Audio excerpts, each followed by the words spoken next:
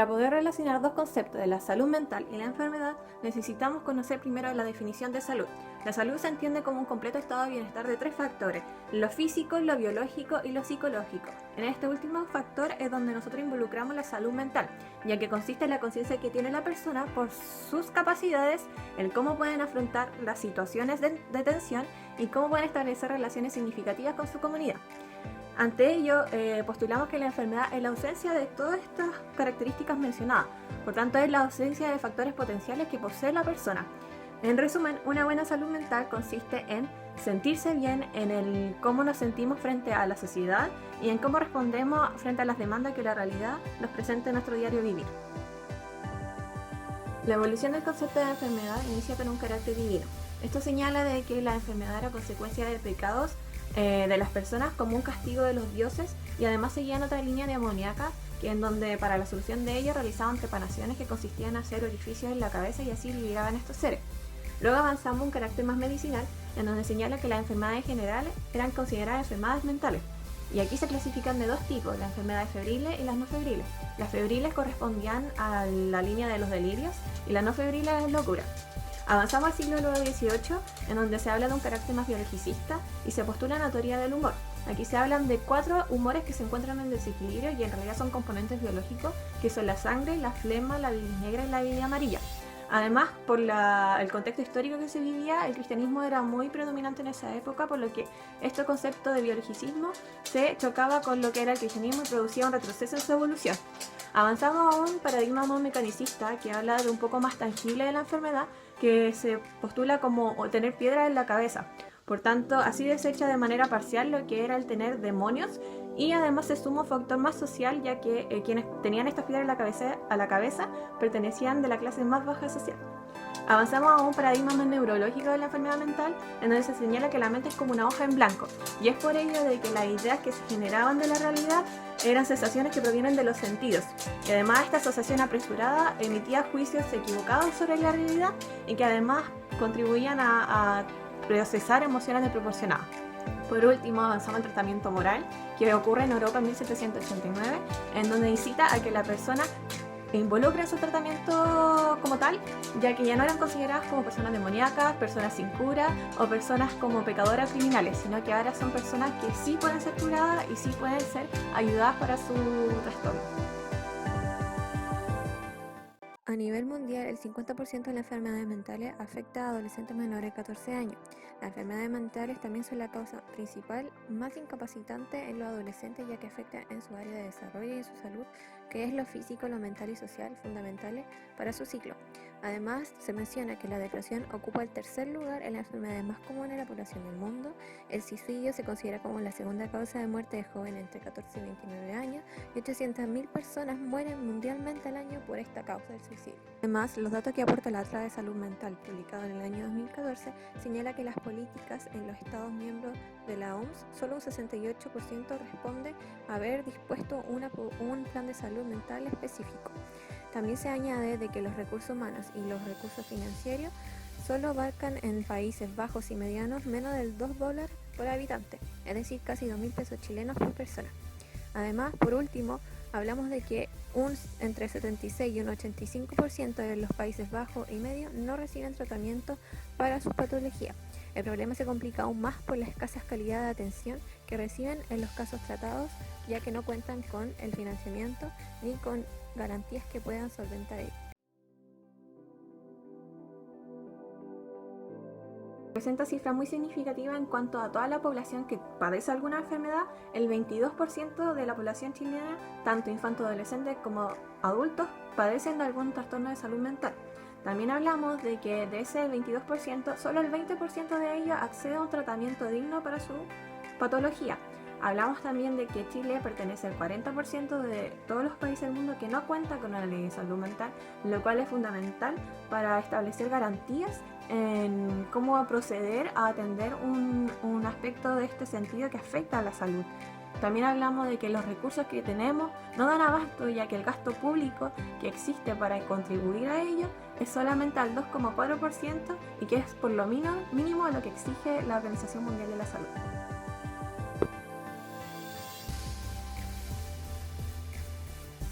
Ante los datos expuestos podemos señalar de que la salud mental es parte integral de la salud, tanto así que no hay salud sin salud mental.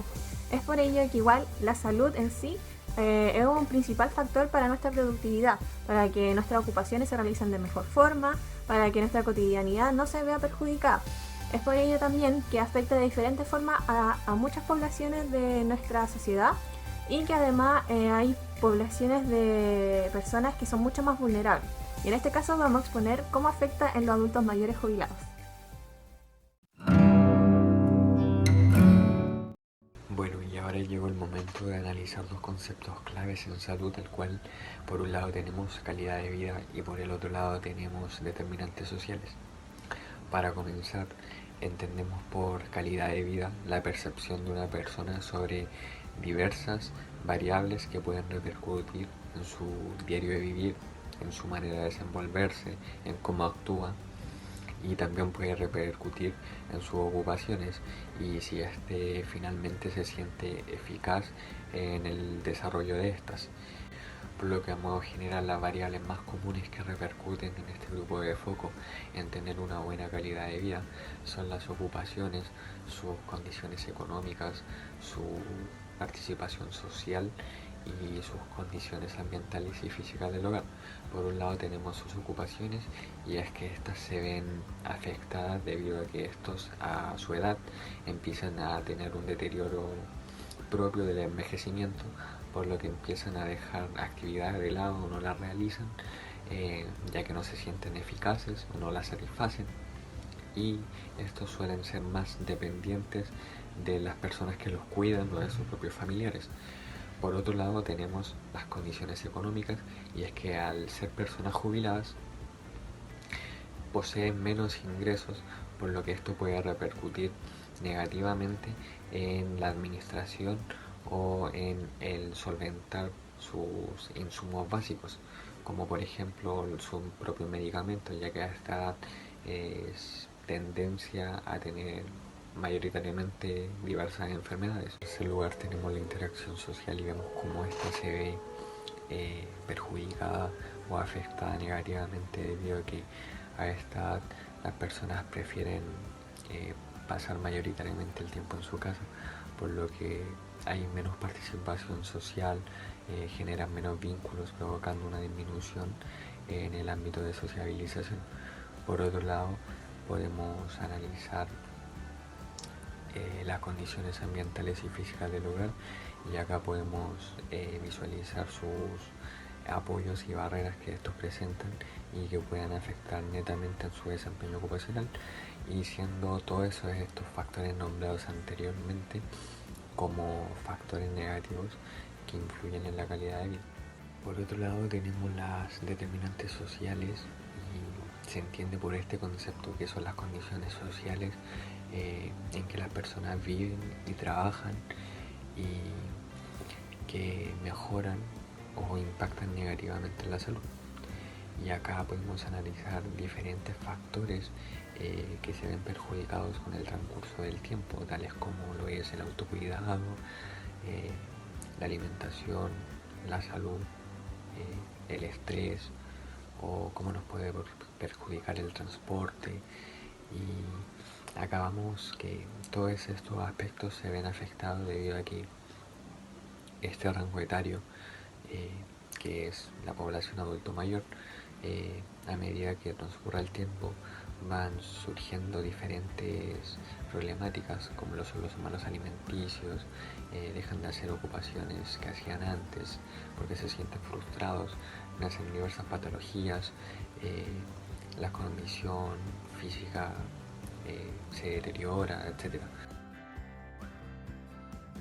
Entonces existe una brecha demasiado pequeña y se suelen confundir debido a que la calidad de vida por una parte es una percepción interna propia y la determinante social es un factor externo. Por lo tanto ambas están relacionadas, ya que si yo tengo un estilo de vida malo, mala alimentación, hago poco deporte, puedo estar propenso a tener enfermedades como sobrepeso, y esto me puede llevar a ser dependiente de fármacos, me puede producir daños colaterales en órganos o diversas patologías, por lo tanto mi calidad de vida se vería negativamente afectada. Actualmente estamos pasando por una crisis sanitaria donde la población de riesgo son los adultos mayores. Y a esto se han tomado medidas preventivas conllevando consecuencias, esto resultando mayor aislamiento, mayor estrés, angustia por la incertidumbre y mayor soledad. Antes de la pandemia, podemos considerar factores sociales y estado de salud mental en un adulto mayor. En relación a lo anterior, se ha identificado menor interacción con otros, cambio de rutinas con enfermedad, menor actividad física, cambios de rutina de alimentación, sumado a menor ingreso económico. Y también como detalle, podemos destacar de que esta mayor población son institucionalizados.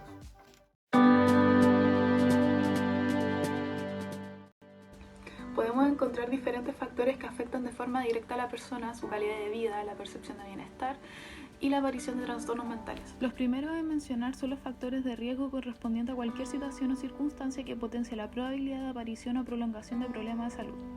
Al analizar la etapa en la que viven y generalizando las circunstancias, podemos encontrar de forma frecuente la soledad.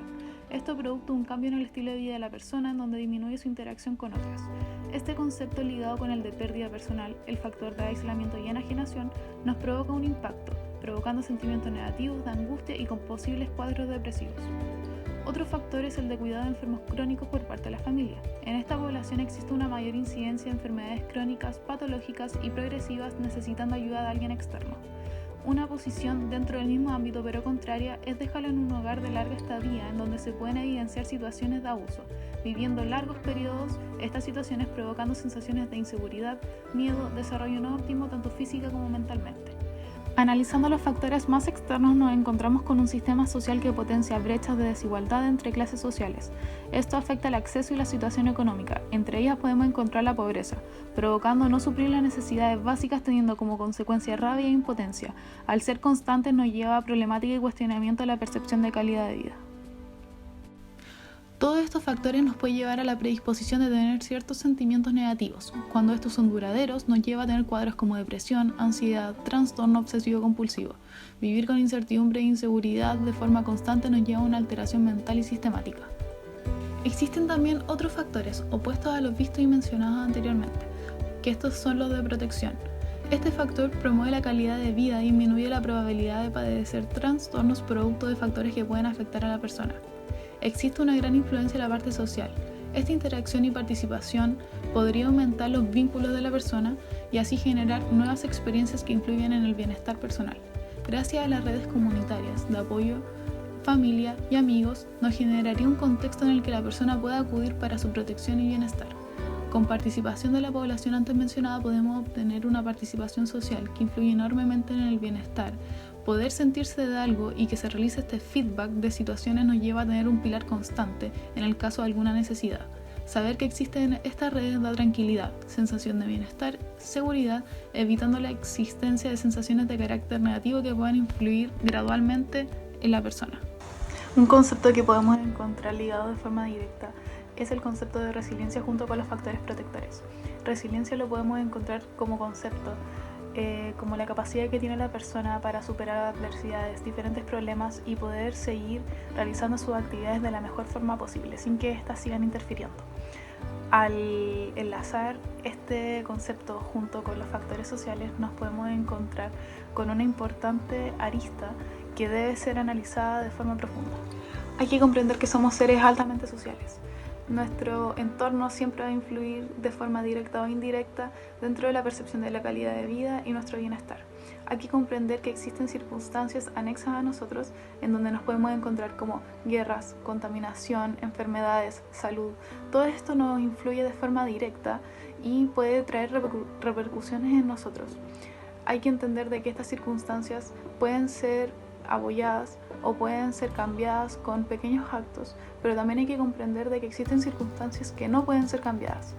En ambas situaciones lo que se espera y lo esencial es que exista este sentimiento y esta capacidad de superación independiente de el aporte que pueda tener la persona ante esta problemática, para poder evitar frustraciones, miedos y así lograr el bienestar completo de la persona. ¿Qué es un paradigma? Son normas y procedimientos que condicionan nuestra forma de ver, interpretar y actuar. Con el paso del tiempo se han ido creando diferentes tipos de paradigmas, que son de modificación lenta y se crean cuando hay un vacío en el paradigma anterior. En el campo de salud mental encontramos paradigmas que tienen distintas formas de ver y estudiar la mente, como el conductual, que define las conductas y su posibilidad de condicionamiento, la neurobiología, que explora la red neuronal cerebral unida por neurotransmisores sinápticos, la cognitivista, capacidad de procesar y transformar la información, el psicoanalítico, que son fuerzas inconscientes que subyacen tras el yo de razón, sistémica, sistemas de comunicación, y el biopsicosocial, que son factores sociales, biológicos y psicológicos. Cada paradigma tiene distintas miradas de ver y estudiar la mente. Se pueden ir complementando y diferenciando con el anterior. Los paradigmas en el campo de salud mental han ido evolucionando y hoy en día el paradigma que parece obtener un consenso común y que es más completo es el biopsicosocial, que ve a la persona como un ser físico, psicológico y social. Cada persona es un ser diferente, al igual que los paradigmas ven y actúan de acuerdo a su propia realidad, su cultura, valores, experiencias, prejuicios, etc. Por lo que la salud mental pueden verla de acuerdo a lo que ellos creen.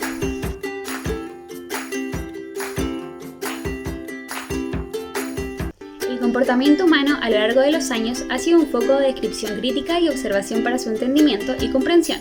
Producto de esto podemos encontrar tres conceptos que se pueden presenciar dentro de este foco. La objetividad corresponde a ver una situación, acción y analizarla en base solo a lo que se puede apreciar. Nos lleva a analizar en base a lo que se ve y deja de lado todo lo que se pueda cambiar de esta perspectiva. Permite lograr tomar decisiones más eficientes, mejora nuestras relaciones humanas y permite el proceso de maduración. La subjetividad comprende el analizar la acción en donde influyen aspectos internos de la persona. Dentro de estos podemos analizar la vivencia de la persona, situaciones anteriores que vivencia la persona, que se pueden relacionar con esto para darle un significado más personal. Y la intersubjetividad, aquí se evidencia un anexo y complemento de objetividad y subjetividad. Comprende una interacción y relación en donde ambos conceptos son tomados en cuenta realizando un resultado multifactorial. Hay que entender que el comportamiento humano debe ser visto de forma individual, basado en vivencias y formación de la persona. Dos personas se pueden situar en el mismo lugar observando y analizando el mismo comportamiento, pero su percepción y la realidad que harán será diferente por sus vivencias y conocimientos previos.